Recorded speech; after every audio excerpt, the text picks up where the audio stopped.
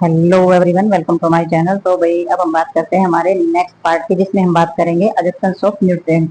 तो इसमें हम बात करेंगे कि भी हमारे जो पोषक तत्व होते हैं, जो भोजन में हम पोषक तत्व लेते हैं, उनका अवशोषण कैसे होता है, उनको कैसे एब्जॉर्प्शन किया जाता है। तो इसमें इन्होंने बताया है कि about 90% of absorption of nutrient take place in the small intestine. तो 90% तो हमारा जो एब्जॉर्प्शन होता है वो हमारा स्मॉल इंटेस्टाइन के अंदर ही होता है। ठीक है, और 10% जो होता है वो कहाँ होता है, स्टमक और लार्ज इंटेस्टाइन्स के अंदर होता है। तो एब्जॉर्प्शन ऑफ न्यूट्रिशंस जो होता है वो हमारा 2 पॉसिबल प्रोसेस इसके अंदर होते हैं।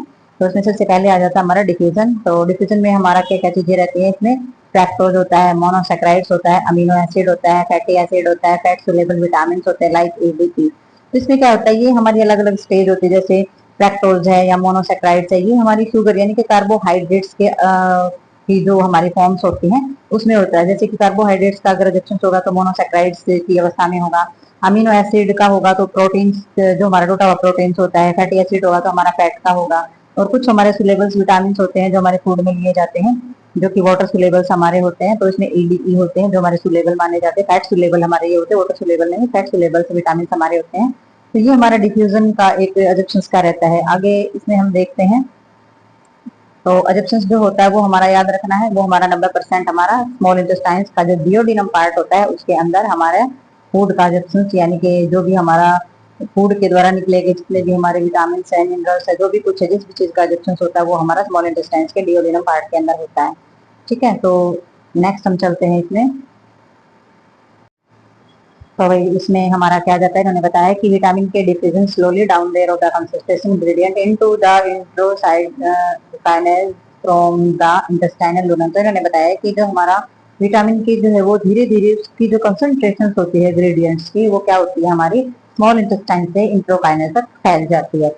ठीक है, तो इसमें हमारा आगे आ जाता है एक्टिव ट्रांसपोर्ट। तो एक्टिव ट्रांसपोर्ट में इन्होंने बताया है कि भी जब हमारा सक्रिय होंगी चीजें, एक्टिव होंगी, तो इसमें monosaccharide, fatty acid, amino acid और हमारे ग्लाइकोरोल्स जो है वो ट्रांसपोर्ट इनटू ग्लाइड। तो जब एक्टिव ट्रांसपोर्ट होगा तो जितने सारी हमारी ये फॉर्म है, हमारी फैट की है या अमीनो एसिड है, प्रोटीन की फॉर्म है, मोनोसैकेराइड है, कार्बोहाइड्रेट की फॉर्म है, फिर ग्लाइकोरोल्स है, ये जो हमारा ट्रांसपोर्ट है अगर एक्टिव है और ये हमारा कहाँ जाता है, ग्लाइड के अंदर जाता है। तो कार्बोहाइड्रेट्स का जो एब्जॉर्प्शन होता है वो हमारा मोनोसैकेराइड्स के फॉर्म में होता है।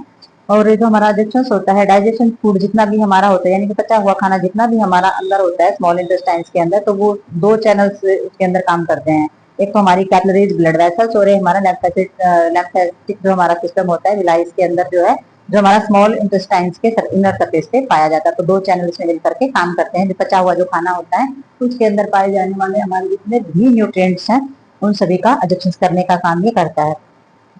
तो इसमें हमारे जो विलाइज होती है, इसमें हमारा contain lactated food of the vessels. तो इनमें इन्होंने बताया गया कि ल्यूमेन जो हमारा एरिया होता है, इसमें विलाइज, इसमें व्हील्स जो होते हैं वो कंटेन पाए जाते हैं। तो इसमें हमारी जितने ब्लड वेसल्स होते हैं, लेमन्स होती है, वो हमारे मसल्स टिश्यूज पाए जाते हैं और ये कनेक्टेड होता है हमारे लिम्फोइड टिश्यूज के साथ, हमारा जुड़ा हुआ पाया जाता है। और हमारा सेंट्रल लैक्टल एज जो होता है वो हमारा ब्लाइंड एक्सट्रीमिटी होता है। ब्लाइंड एक्सट्रीमिटी का मतलब ये हो जाता है कि भाई मतलब देखिए बिना देखे, जैसे एक अंधा अंधा तरीका होता है किसी चीज का, तो इसीलिए ब्लाइंड एक्सट्रीमिटी बोल दिया जाता है। और जो हमारे प्लान होते हैं मसल्स टिश्यूज के, वो हमारे सराउंडिंग होते हैं हमारी कैपिलरीज ब्लड वेसल्स के चारों ओर। ठीक है, तो इसमें हमारा जो बेसमेंट मेम्ब्रेन्स होती है वो हमारी एपिथेलियम्स के द्वारा ढकी हुई पाई जाती है। विलाई जो होती है वो हमारी प्रोजेक्ट जो है इंटरनल जो हमारी वाल होती है इंटेस्टाइन्स की, वहां पर हमारी होती है। और ये हमारी किसके साथ कनेक्ट होती है, लिक्विड फूड जो हमारी काइमा होती है वो हमारा फैट का एजेक्शन होता है उसके अंदर। ठीक है, तो काइमा के अंदर जाता है, फिर जो एजेक्शन होता है हमारा फैट का, फिर वो पास होकर हमारा नमनस या फिर लिम्फेटिक वेसल्स के अंदर जाता है। और वहां पर जो हमारे रिसेप्टकोलम्स जो हमारे होते हैं साइली, वो हमारा थोरेसिस डक्ट से ब्लड स्ट्रीम्स के अंदर हमारी चीजें पहुंच जाती है। तो ये हमारा सीधा सा मेथड है कि भी हमारे जो एजेक्शन किए हुए जितने भी सब्सटेंसेज होते हैं, जितने भी हमारा न्यूट्रिशन होता है, वो एजेक्शन होकर लास्ट में कहा जाता है, ब्लड के अंदर मिक्स हो जाता है। ठीक है, और अदर डाइजेशन फूड जो हमारा होता है, यानी कि दूसरा डाइजेशन फूड जो हमारा होता है वो डायरेक्टली पास करता है हमारा कैपिलरी ब्लड वेसल्स के अंदर। ठीक है, जो विलाई के द्वारा कैरी कर लिया जाता है। तो ये हमारा सीधा सा मेथड रहता है, थोड़ा सा ध्यान से पढ़ना है कि भी कहाँ से कहाँ जा रहा है हमारा।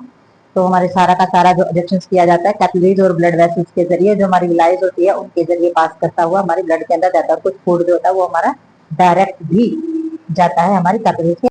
और ये हम देखेंगे डायग्राम के अंदर। तो डायग्राम में हमारा लिखा हुआ है, इसमें diagram of the ejection of nutrient materials. तो जितना भी हमारा पोषक तत्व का जितना भी मटेरियल्स होता है उसके एडजक्शन का डायग्राम बनाया हुआ है। तो हमारा ल्यूमन ऑफ इंटेस्टाइनल एरिया है, ये हमारा ल्यूमन ऑफ इंटेस्टाइनल एरिया है, ठीक है, ये वाला है और ये वाला है।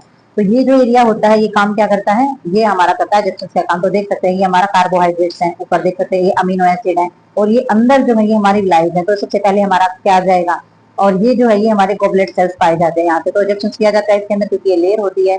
ये अंदर हमारी ब्लड कैपिलरीज पाई जाएंगी, ये सेंट्रल हमारे लैक्टिकल्स होते हैं, और ये होती है हमारी इंटेस्टाइनल ग्लैंड अंदर जाके, और ये होता है हमारा ब्लड फ्रॉम कैपिलरीज, ठीक है। तो ये हमारी यहाँ पर लिम्फ भी होती है, lactic of the containing fat. तो आप देख सकते हैं कि भाई इतना सारा ये हमारी जो है ये हमारे इंटेस्टाइन का पार्ट है, डिओडिनम का पार्ट है। और यहाँ पर बाहर जो हमारे सब्सटेंसेस होते हैं, कार्बोहाइड्रेट्स हो या फैट्स हो, तो वो इस तरीके से उनका एडजस्ट किया जाता है लेयर के अंदर, फिर अंदर जा जाता है, फिर ग्लाइज में जा जाता है, और फिर बाद में जाकर के ब्लड कैपिलरीज या हमारी ब्लड वेसल्स होती हैं उनके अंदर ये मिक्स हो जाता है। तो ये हमारा मेथड रहता है हमारे न्यूट्रिएंट के एडजक्शन का, जो कि हमारा जाकर के ब्लड के अंदर मिक्स हो जाता है। तो ये आपको पता चल गया कि भी हमारा किस तरीके से हमारे न्यूट्रिएंट्स का एडजक्शन किया जाता है, ठीक है। तो ये हमारा टॉपिक होता है यहीं पर खत्म। मिलते हैं नेक्स्ट टॉपिक में और नेक्स्ट वीडियो के साथ, तब तक के लिए। तो भाई ये एक हमारा जो सेंटेंस है उसी का अधूरा है, तो ये रह गया था हमारा। तो इसमें लिखा है portal vein to the liver where content take place. तो इन्होंने बताया है कि फिर जो हमारा जो पोर्टल वेन के जरिए वो लीवर में जाता है और उसमें कुछ चेंजेस होते हैं, उस प्लेस पे जाकर कुछ चेंजेस होते हैं। तो हमारा जो न्यूट्रिशन होता है वो पोर्टल वेन में आता है सारा का सारा, और फिर वो जाता है लीवर के अंदर, और लीवर के अंदर उसके अंदर हो जाती है थोड़ी सी कन्वर्जन वर्क होते हैं, सिंथेसिस वर्क होते हैं, और फिर जाकर हमारा न्यूट्रिशन का जो हमारा एडजक्शन का जो वर्क है वो कंप्लीट होता है। तो इस सेंटेंस के बगैर वैसे हमारा बिल्कुल जो एडजक्शन का जो वर्क था वो अधूरा था।